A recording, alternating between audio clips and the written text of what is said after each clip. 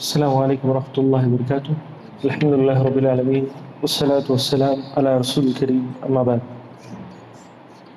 محترم حاضرین، ہم نواقض وضو سے متعلق پڑھ رہے تھے. کل ہم نے ایک مسئلہ پڑھ لیا تھا کہ بول و براز ہو یا پھر انسان کے جسم سے جو دو راستے ہیں اس راستے سے کوئی بھی چیز نکلے تو اس سے ہمارا وضو ٹوٹ جاتا ہے. آج جو ہے نا ہم انشاءاللہ اور دو نواقص پڑھیں گے، اور دو ایسے کام جس سے ہمارا وضو مکمل طور پر باطل ہو جاتا ہے، یعنی ٹوٹ جاتا ہے. پہلا ہے نوم یعنی نیند. اس سے متعلق علی ابن ابی طالب رضی اللہ عنہ کی حدیث آتی ہے. انہوں نے فرمایا، رسول اللہ صلی اللہ علیہ وسلم نے فرمایا، وکاء السہل عینانی فمن نام فلیتوضا. رسول اللہ صلی اللہ علیہ وسلم نے فرمایا کہ جو آنکھ ہے وہ تمہارے قضائے حاجت کی جگہ جو ہے اس کی گھانٹ ہے. وکا کہتے ہیں اگر کوئی بیگ وغیرہ ہے اس کے اوپر جو ایک رسی کی طرح آتا ہے جس کو باندھ دیا جاتا ہے اس کو وکا کہتے ہیں. تو وہ جہاں سے تمہاری ہوا خارج ہوتی ہے اس کے لیے وہ گھانٹ کی طرح کام کرتے ہیں. کون؟ عینان، تمہارے آنکھ. اور جیسے ہی تمہارے آنکھ بند ہوگی وہ گھانٹ کھول جائے گی اور وہاں سے اگر ہوا خارج ہوگی تو تمہیں نہیں معلوم ہوگا. تو فمن نام فلیتوضا، تو جو بھی سوئے تو کیا کر لیں؟ وضو کر لیں.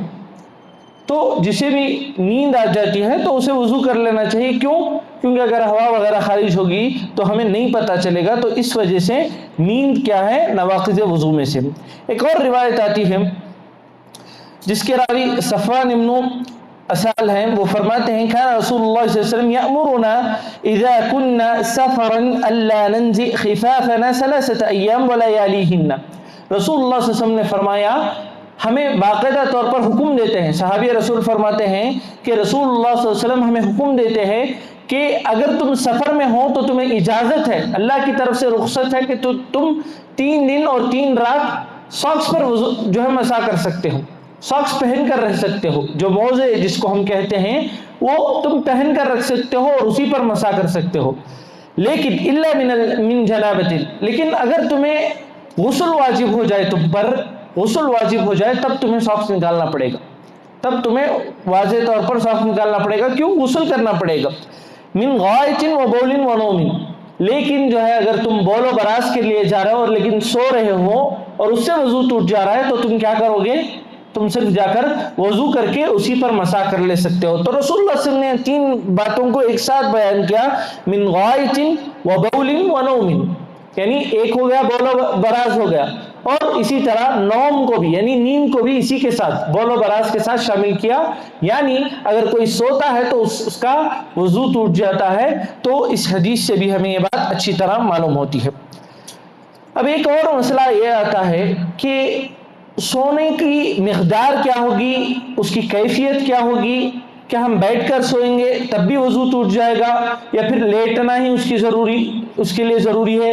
گہری نیند اور اسی طرح ہلکی پھلکی نیند، اس میں فرق کیسے کریں گے؟ سب سے پہلے یہ حدیث سن لیجئے. انس بن مالک رضی اللہ عنہ اس کے راوی ہیں. وہ فرماتے ہیں، کان اصحاب رسول اللہ صلی اللہ علیہ وسلم ينتظرون العشاء الاخیرہ. انس رضی اللہ عنہ بیان کرتے ہیں کہ آپ صلی اللہ علیہ وسلم کے جو صحابہ تھے وہ ایک مرتبہ عشاء کی نماز کے لیے انتظار کر رہے تھے. اور ہوا کیا، حتی تخفق رؤوسهم، یہاں تک کہ ان کی گردنیں جھک گئی، یعنی ان کو نیند آ گئی اور وہ ایسے ہی انتظار کرتے ہوئے رسول اللہ صلی اللہ علیہ وسلم کا انتظار کر رہے تھے اور ان کی گردنیں جھک گئی اور وہ اسی حالت میں سو گئے. اور اس دور میں یہی معمول تھا کہ جب تک امام نہ آئے، چاہے وہ رسول اللہ صلی اللہ علیہ وسلم ہو کوئی اور امام ہو، امام کو اتنا مقام ہمیں دینا چاہیے، امام کو جو ہے اتنا ہمیں مرتبہ دینا چاہیے. جب امام آئے گا تب ہم نماز کے لیے کھڑے ہوں گے. اگر امام تاخیر سے آ رہا ہے تو ہم امام پر سوال نہیں کر سکتے، چاہے وہ اپنی ضرورت سے کے متعلق ہی کیوں نہ ہو. تو بہرحال جب رسول اللہ صلی اللہ علیہ وسلم آئیں گے تبھی نماز کھڑے ہوگی. صحابہ کو یہی معمول تھا اور بلال رضی اللہ عنہ انتظار کرتے رہتے، جیسے رسول اللہ صلی اللہ علیہ وسلم گھر سے نکلتے تب तमाम जो है ना सहाबा उठ कर जो है ना जो है सफ़ें सीधी किया करते थे। तो ये मामूल था। तो जैसे ही रसूलुल्लाह सल्लल्लाहु अलैहि वसल्लम उस दिन आने में थोड़ी ताख़ीर हो गई, तब सहाबा के गर्दनें जो है मुकम्मल तौर पर झुक गई, यानी वो सो गए थे। और उसके बाद रसूलुल्लाह सल्लल्लाहु अलैहि वसल्लम, अनस इब्न मालिक रज़ियल्लाहु अन्हु फरमाते हैं, सुम्मा युसल्लूना वला यतवद्दाऊन, सहाबा ने क्या किया, जैसे रसूलुल्लाह सल्लल्लाहु अलैहि वसल्लम आए उठकर नमाज पढ़ ली और वजू नहीं किया। तो इन दोनों अहादीस को, एक हदीस से हमें मालूम होता है कि नींद क्या है, नवाक़िज़ वज़ू है, नींद से वज़ू टूट जाता है। और एक दूसरी हदीस में खुद सहाबा सो रहे हैं और फिर दोबारा उठकर जो है नमाज पढ़ रहे हैं। तो इन दोनों हदीसों में जमा कैसे हैं? तो इससे मुताल्लिक़ उलमा, बाज़ उलमा कहते हैं कि अगर कोई लेट कर सोता है तभी उसका वज़ू टूटता है, अगर कोई बैठे बैठे सोता है तो उसका वज़ू नहीं टूटता। लेकिन ये राजिह कौल नहीं है, राजिह कौल ये है कि चाहे वो बैठे हुए सो रहा हो या लेट कर सो रहा हो या टेक लगाए बिना सो रहा हो या टेक लगाकर सो रहा हो, कैसे भी सो रहा हो, अगर गहरी नींद है तो उसका वज़ू टूटेगा। यही राजिह कौल है, गहरी नींद है तो उसका वज़ू टूटेगा। चाहे हम बैठ कर सो रहे हैं, चाहे बिना टेक लगाए सो रहे हो, अगर हमने गहरी नींद पाली, यानी इतनी गहरी नींद में चले गए, हमें आसपास क्या हुआ हमें पता नहीं। देखिए शेख इब्न बाज़ रहमतुल्लाह फरमाते हैं नींद नाक़िज़ वज़ू में से है, जबकि गहरी नींद हो और शऊर को ज़ाइल कर दे।